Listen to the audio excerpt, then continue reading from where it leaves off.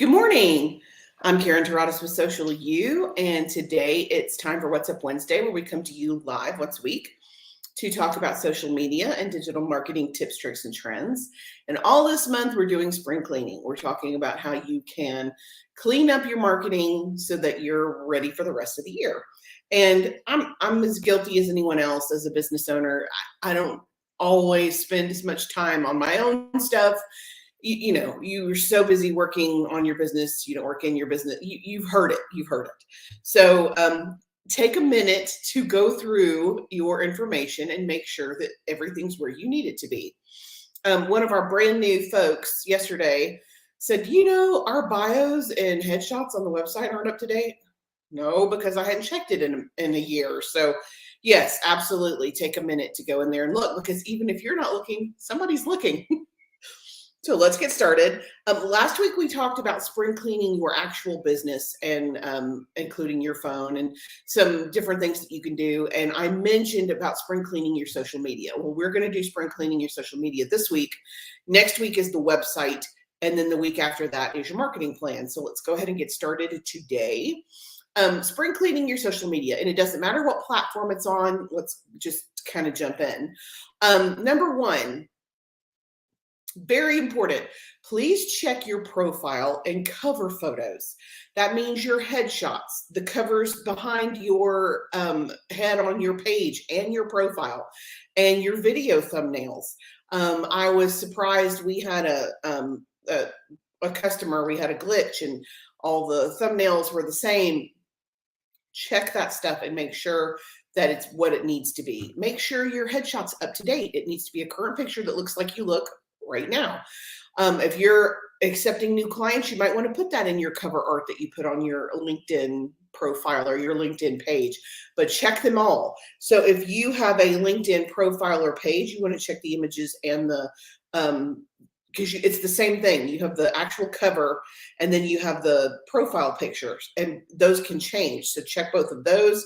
You want to check it on Facebook as well. Check your icon on Instagram, check your icon on Pinterest, check your cover art on YouTube. A lot of people who have YouTube channels forget they need to actually put information into the channel. So just check your cover art and make sure that it's correct. Number two, complete or edit your Facebook and LinkedIn profiles. I cannot tell you how many LinkedIn profiles I have seen in the last, constantly, that are just not completed. It's like people get tired of filling out the information and they stop, or it's kind of filled out, but it's not all the way filled out. So just take a minute and go in there and review it. And LinkedIn wants to help you. If you have a piece of information that's missing, they're going to suggest it to you every time you log in until it's done. So listen to those little suggestions and go ahead and get it done. And when I say complete or edit your profiles, this means making sure your title and your what's in it for me statement is included under your headshot on LinkedIn. It means making sure your profile is connected to your business page on Facebook. This is a pet peeve of mine, especially for folks who work for large companies or a division of a large company. For example, if you are, if you're an agent for Keller Williams, they have a corporate business page that has a bazillion followers, and that's great. I'm sure they get a ton of SEO. So in your about information on your profile on Facebook, don't connect to the corporate page, connect to your business page. They have the traffic. People need to be able to find your stuff. And a lot of times if it's got a kind of an unusual URL or an unusual name, it makes it difficult to find. So make sure you're connecting that to your actual profile and your business profile is connected to your page. Check your contact info for accuracy. Have you moved? Has your office relocated? Do you have a different phone number? Are you catering to a younger clientele, and instead of calling, they want to text or email? Change that contact information to make sure it's up to date. And check your privacy settings on all platforms to make sure that your birthday year isn't showing. It is a tremendous security issue. People can do a lot with your name and your birthday. As far as being hacked or having financial information compromised. So make sure that it is indeed secure and private. Okay, number three, check the about section on each platform. Your branding should be consistent. If it's going to say, I make the world's best cupcakes on Instagram, it needs to say, I make the world's best cupcakes on Facebook and TikTok and LinkedIn needs to be consistent across all boards so that you're sharing the same message consistently. So if you're Sherry's Bakery and you say you make the best cupcakes, then that's what it needs to say across the board. Just be consistent. Review and optimize if possible. Check your about section. Every about section on every platform is searchable, not only in that platform, but Google could see it too. So make sure you're using keywords that make it easy for you to be found. It doesn't have to be complicated. You don't have to think outside the box or strategize, or it doesn't have to be complicated. Just tell people what you do in terms that are easily searchable for you. And complete, again, make sure your summary on LinkedIn is complete. What is a summary? It's the about section that comes under you have your cover shot, your profile, your job title, and it lists how many connections and your contact information. And then under that, you have a summary section. Again, people write this like it's not them who's writing it. Don't write it like you're talking to someone. Your what's in it for me statement should be first, a summary of your experience or your expertise, and then a call to action. Very simple stuff, but people forget it. I see a ton of LinkedIn summaries where it's just a jumble of information. There's no complete sentences, or it's just a list of things that the person knows how to do. You need to write it like people read it, and no one wants to read a big chunk of information like that. Break it down into manageable pieces. And you never catch me saying, Karen has this much. I've been doing this for this long. This is what I bring to the table. Make it so that you're talking to the person. Okay, number 4, check and probably redo your hashtags. Now, I have this on a spring cleaning list because a lot of people forget about their hashtags and they use the same list over and over. Once a quarter to 6 months. So once every 3 to 6 months, check those hashtags and make sure they are still working for you. The hashtags get stolen, they get squatted on, they get used for, I hate to say nefarious, they get used for other reasons than what you're using them for. So just make sure they're working for you. Again, I was looking at a client's hashtags yesterday, and out of the 10 they had, 8 of them did not work. And I'm not saying they were not traceable and they didn't have a bunch of different posts, but they didn't work for what the client was trying to get them to do. Makes no sense. So if again, let me just use real estate as an example. If you're a real estate agent, you're going to have your big hashtags, real estate, and then you're going to have your medium-sized hashtags, realtor in Hoover, homes for sale in Helena, real estate agent Birmingham.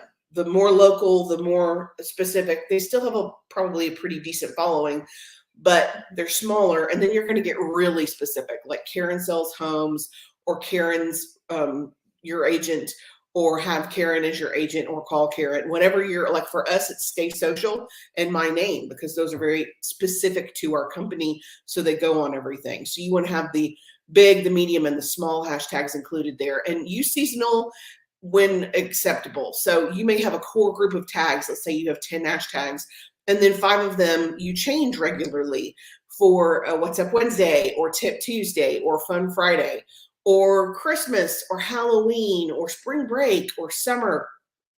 Whatever they are, make sure that you're using them effectively. And if filling out all the hashtags every single time makes you crazy, create shortcuts in your phone. You can have hashtag spring, hashtag summer, hashtag winter sets of hashtags, so that when you say hashtag spring, it auto-populates and you don't have to copy and paste them or try to type them out every single time. It's a time saver. Okay, number 5, check your insights and analytics. Go look at your stats and find out if what you're doing is working for you. And this includes the platform. You may look up, and let's say you're on Facebook and Instagram and LinkedIn, and you may realize LinkedIn is not working for me for the amount of time I'm using. Should I be spending that time creating reels for Instagram? Should I be spending that time cultivating an audience on YouTube? Whatever you're going to do, make sure you're on the right platform that makes sense to get your next customer. Don't just be on it because other people are on it in your industry. Don't just be on it because it worked for her, so I'm going to make it work for me. She may have a totally different audience than you.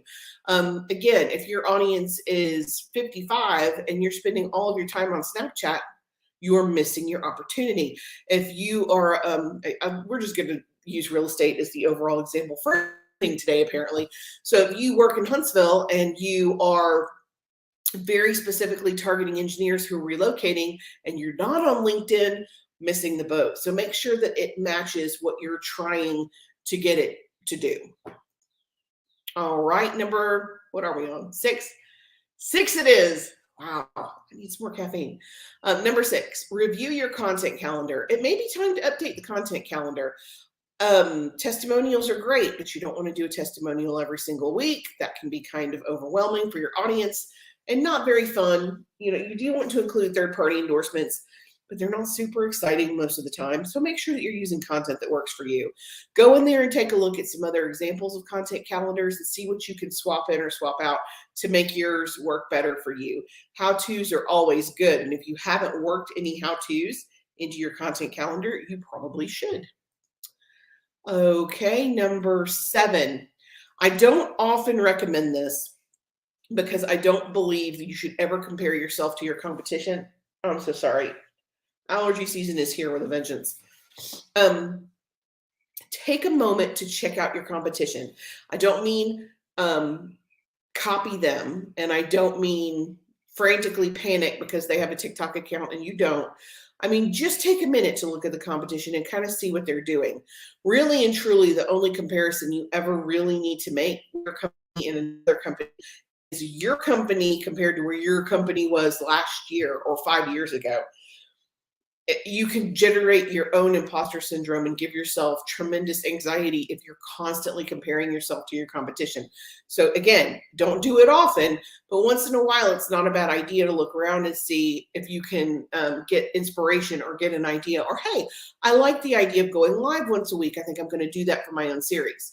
Whatever that is, take a look at it and see if you can make it work for you. Okay, number 8.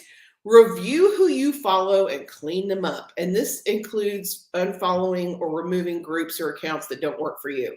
I'm kind of merciless when it comes to this. I like to keep my Facebook friends as people I actually talk to in real life. So every day I check and see because Facebook puts up those birthday reminders. So every day I check my birthday reminders. And if it's not someone I know, I go unfriend them. Happy birthday. Bye-bye. It's terrible. But it works for me because I'm not going to sit down and take however long it takes to go through 1,000 connections. That's nuts, but I can check one a day. That's easy. So if you come across a group or if you want to check your groups, if you check them once a week and you eliminate 3 a week, probably a good idea. A lot of people will get in there and they'll follow a group or a page and then they totally forget about it and it bogs down your news feed. Again, if it's not working for you, get rid of it. Thanks, Dee. Happy birthday. See ya. That's terrible, but that's exactly what I do.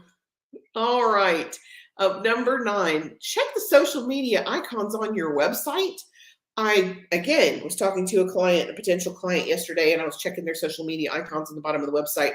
One of them went nowhere, and one of them went to her personal profile instead of her page. Make sure they're going where they need to go. And if you have a new TikTok account and you don't have the TikTok icon on your website, add it. Make sure all of the platforms are represented. You're spending all that time and energy to put out content. You want to make sure that people can get to it. And number 10, post consistently. This is a great time for you to review and see what's working and what's not working. I've been posting 6 times a week. That's not really working for me. I think I want to change it to 4 times a week, or I've been posting twice and that is working for me. I want to up that to 4 times, whatever works for you, but go back and check and make sure that you are posting consistently. You're doing what you need to be doing on the daily, because you don't want a potential customer to go to your Facebook page and see that you haven't posted in 4 years. That is not good. You want to have a presence so that people see it and they know that you are current and up to date. That is it for me today for how to spring clean your social media. Next week, I think next week is the website. Yes.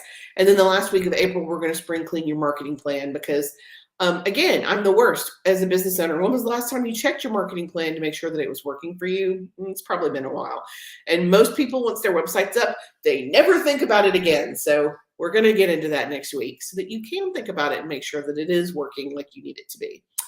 That's it for me. If you guys have any questions or you have any anything that you want to know, or if I can help you with anything, please don't hesitate to comment or send me a direct message. We do respond pretty quickly.